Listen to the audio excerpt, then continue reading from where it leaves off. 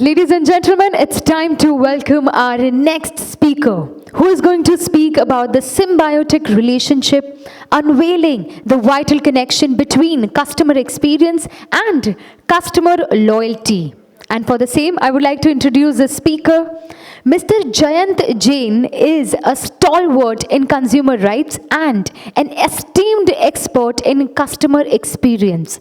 With a remarkable career spanning 30 plus years, he excelled in marketing insights, consumer research, and customer experience across diverse sectors, including retail, FMCG, telecom, and more.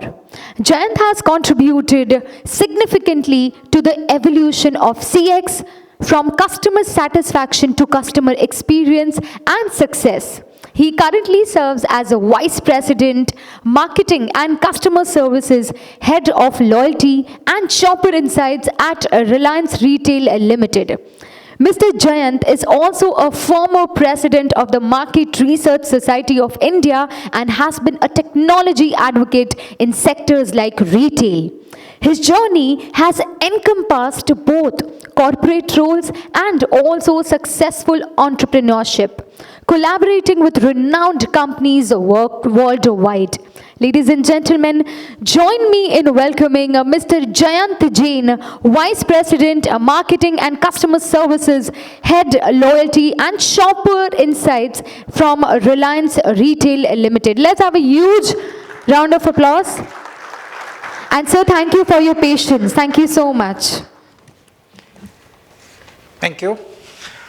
Thanks for that very elaborate and very nice sounding introduction. And after all those subliminal messages that Vijay left us with, I've got a difficult act to follow.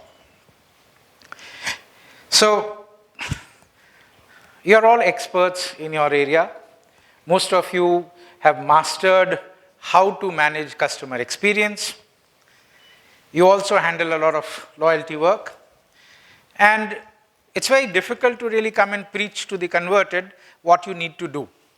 The sessions that I saw here, and more than 20-25 different conferences that I've attended on similar topics over the last year, I keep hearing some very similar things. Okay? Most of the organizations who embarked on this journey have done a fairly good job.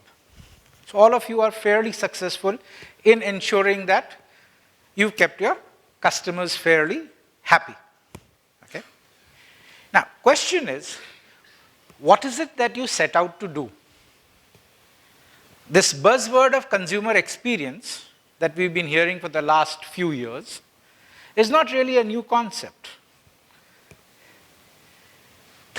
Almost 35 years back, I collaborated with some, they were very senior to me at that point in time, American professors who had come out with the serve call model and a whole lot of other things in terms of designing the customer satisfaction methods and metrics that we would do. That grew into customer relationship management. That later on transformed into loyalty management. Okay? And today we talk about customer experience. Really speaking, all of this has to do with organizations wanting to keep their customers happy and happy coming back to you. What is the purpose for why we do customer experience? All of you are experts in that area. Couple of answers. Why do we indulge in customer experience activities? What do we do? You want repeat sales, you want people to come back. Basically, you want to have better predictability on sales, you want to have better growth, and in short, that should lead to better profitability.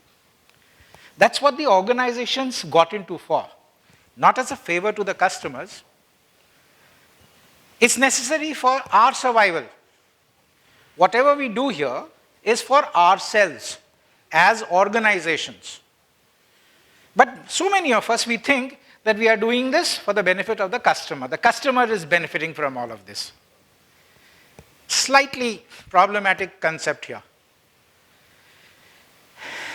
If we don't do this, and others are doing this, what happens to us?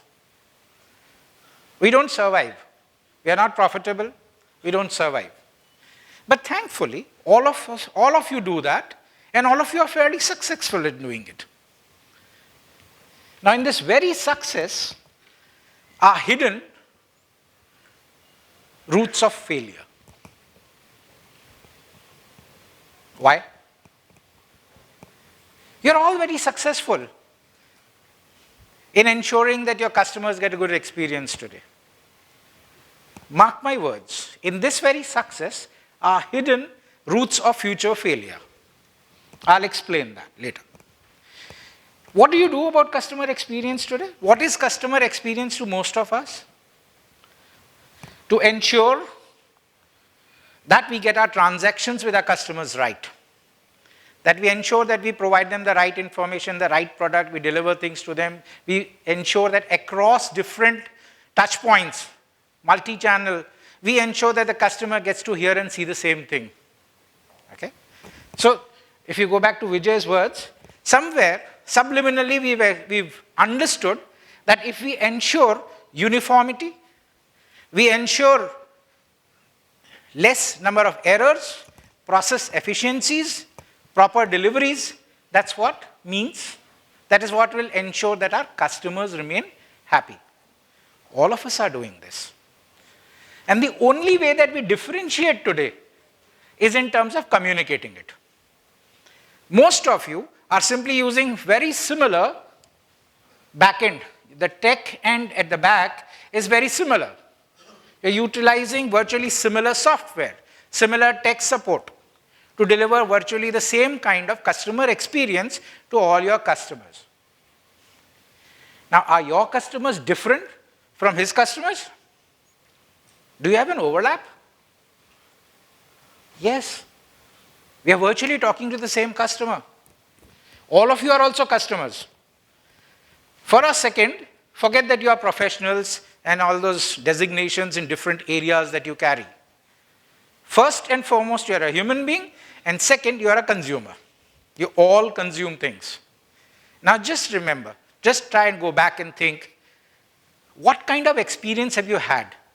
What is the most memorable experience that you can think of? Anyone? I'm not going to give you too much gyan. You all know the functional aspects of things. The entire set of things about what to do, what metrics to measure, these are all your professional areas. So I'm not going to talk about that today. What I'm going to try and do is take you back to a more fundamental situation of why we are failing at what we do. How many of you believe that we are failing at it? None? Wait a few years. Not even few years. Simple situation is, you are bombarding your customers with virtually similar messages. You are doing things, all the organizations are doing things which are very similar to someone else. Is there any differentiation to what we are doing? What's a brand? When we talk about brand, what's a brand? You're all representing some brand or the other. And that brand is trying to have a relationship with its customer. Right?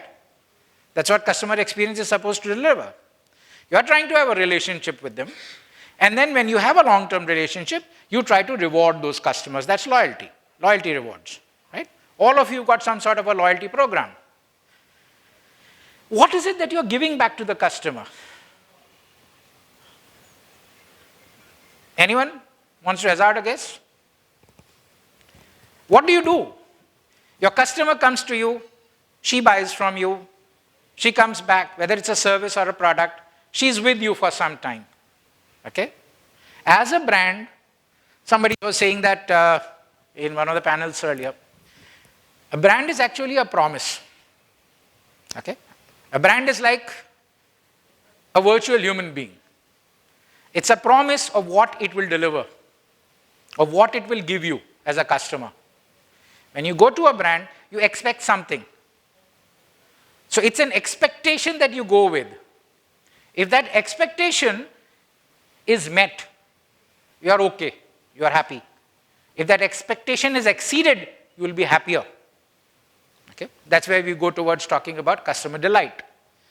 You exceed expectations of your customer, you are happy. You don't meet those expectations, that's an unhappy customer. Therefore, it becomes essential for all of us as practitioners in this area to understand what expectations our customers have. Now, these expectations are not static. Experiences are not static. They all keep changing. Expectations will change, and today with the kind of mediums and the kind of influences, subliminal or liminal, that we all are under, and the number of messages that we get, the number of experiences that we have, the number of brands that we interact with, as customers, we are continuously being pummeled with experiences and influence. So, who are you competing with? Where is the expectation of the customer changing? Let's take a bank, right? What do customers go to a bank for anymore? What do you go to a bank for?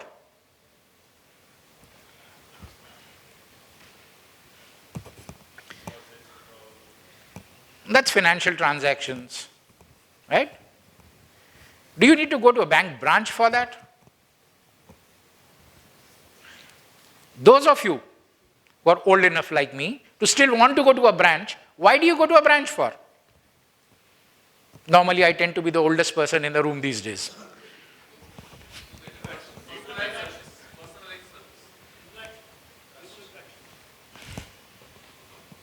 That's right.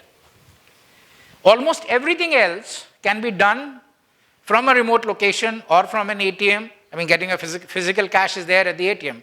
Those who still end up going to the branch go there for a human interaction. Go there for the experience that they get by interacting with another human being. Mark me, not to a bot and not a robot. We'll see what happens when robots start servicing people at branches, but today it's human beings. And people go to those places to be served by that. So what is it that the customer is expecting there? Did she or he go there for efficiency? Or did he go there for an emotive experience, the respect that they get, and the remembrance that this person recognizes me when I walk in? Right? So, what is it that we are supposed to deliver in good customer experience? What is experience to people? We all who are professionals in this area have got trapped into our field. We think if we deliver proper transactions, if we deliver efficient servicing, if we can get, these people to come back and buy something, if grievances have been taken care of, that's the experience that the customer wants. That's not what the customer wanted. That's what you have to deliver to survive. You are behaving like you are in a seller's market. I can deliver it, so that's what the customer should want. Wow. I mean, smell the coffee bean, take a check, do whatever you people do to understand that this is not what the customer wanted. In one of my studies recently, and I get to interact with a whole lot of customers, I was asking the customer as to what they think about people like us who design these things. And I don't remember the singer who's done this. Normally don't listen to that genre of music. But then he played back a song to me. ये दुनिया उठ पटांगा कित्ते हत्ते कित्ते टांगा ऊपर बैठा बांदर समझे खुद को Sikandar. That's what the customers thought about us. So before we all become monkeys, doing the same thing, repeating the same things, we must start thinking of what it is that we want to deliver to our customers. What is experience really? Where does experience come from? So when we are trying to deliver experience, we have to start understanding what layers down. In research, what we do is we try to understand what are the motivations that people have. So when you want experiences, and those experiences could be a lot of things. Today when you start looking at, forget the customer experience part, let's just talk about any experience. What is a good experience? So some experiences are sensory. Eating a good thing, having a good coffee, smelling something nice, smelling some good perfume. So these are sensorial experiences, right? Physical experiences. You participate in something, you go to some place. So where you yourself are transported physically, you are participating in something. They are psychological things. So physiological, psychological. Right? There are other experiences which can even be called magical experiences. When you see one of those, let's say a Walt Disney movie, and you behave like a child. Similarly, when you go to some places where you really feel amazed, right? These are magical experiences. So you've got different kinds of experiences which become memorable to you, which you are enthused with. What is more, what makes you feel happier, what enthuses you more, what engages you more, depends upon what that customer's motivations are. When we talk about motivations, what are the motivations which typically people have? So motivations can be, the paradigm for motivations can be broken down into purely physiological, psychological, and cultural. You've seen the effect of what cultural motivations are? How many of you will quickly go down to your LinkedIn's and Facebooks and WhatsApp groups and post something? How many of you have actually posted photographs of yourselves in all the places that you go to? How many of you post pictures of some good food that you are eating at a restaurant? Why do you do that? What is the motivation behind that?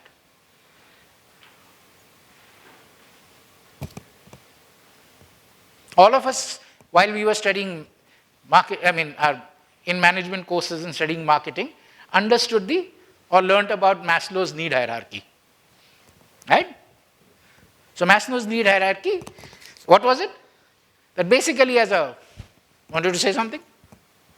So basically, as an organism, your first need is to survive. Right?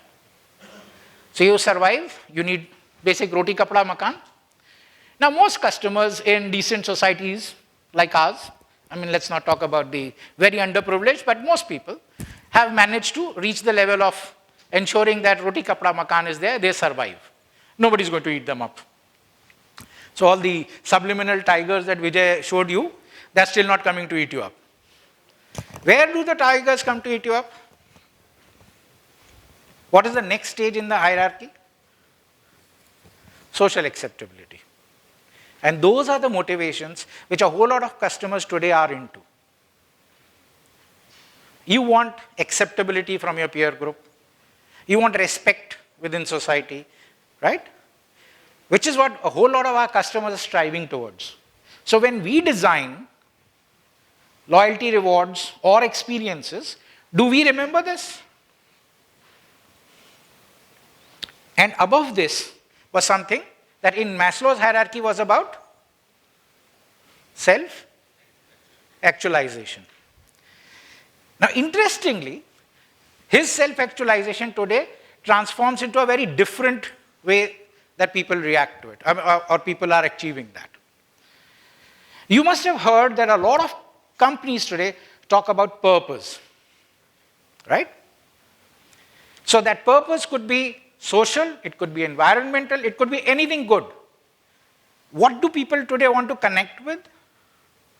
They want to connect with something which is bigger than themselves. It could be an idea, it could be an ideology, but it's part of being something bigger. Purpose is something that organizations are working to have, and purpose is something that customers as individuals want to have. Now, relationships. Now, you are a brand, you are a company, and you want a relationship with your customers. Relationships last long if they are built on common beliefs. Right? It's not going to work if you do something, say something, but you don't believe in it, and that's not what you stand for. Common beliefs is the basic ground. If that is met, now whether these are relationships between a husband and a wife, siblings, or a company and its customers, there has to be a common belief system, a common value system. There has to be, and that is what then will build trust and acceptability. So when we talk about customer experiences and then rewarding the customer later, what should we be doing? We should be ensuring that we understand what the belief system of our customers are and build relationships with them on those common beliefs. Not everybody has the same value system, but a lot of us will have a similar value systems. Today when people talk about personalization and hyper-personalization, they think that we are trying to offer these activities and things which are very different and we will be able to segment people into so many different things. It's just not true. Whether you look at it barely from a marketing point of view or you look at it from an ethical point of view, there aren't that many segments. The belief systems are fairly similar. You may at best have 4 or 5 of them. All things that you do can be segmented into that. That's where technology will now help us in understanding which of our customers fall into which value system segment. And then what can we offer to them? This symbiotic relationship is not just between customer experience and loyalty. It's between what you stand as a brand and your customer experience. It's between what you stand and what kind of relationship will you build with your customers. Doing this at a transactional level, at a functional level, is never going to work for a long time. You've been extremely successful in doing what you're doing, but you're doing it without a deeper understanding of the consumer's psyche and needs. The need gaps that they have today are no longer with functional transactional efforts. All of you have managed to deliver that.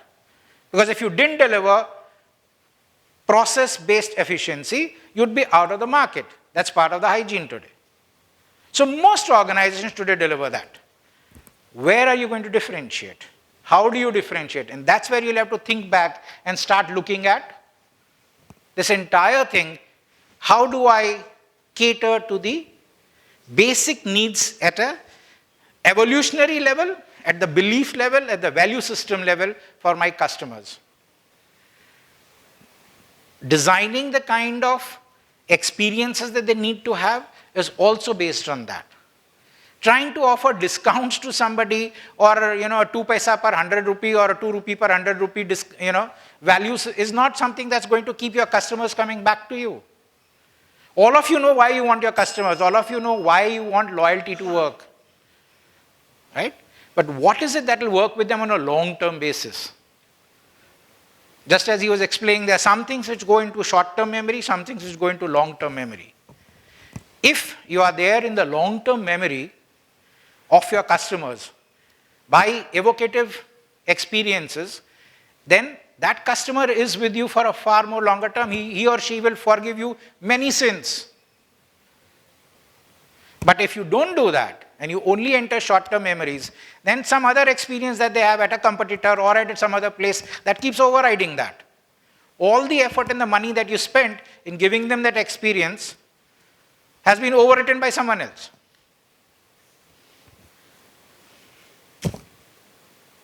I hope that forces you to think what we need to do in the near future to retain the kind of advantages that you've gained by the various different programs that you people run. Thank you. So requesting you to kindly please join us on stage. And I would request Mr. Ravi Badwe, Director Consumer Delivery MasterCard, to join us on stage and felicitate Mr. Jayant Jain.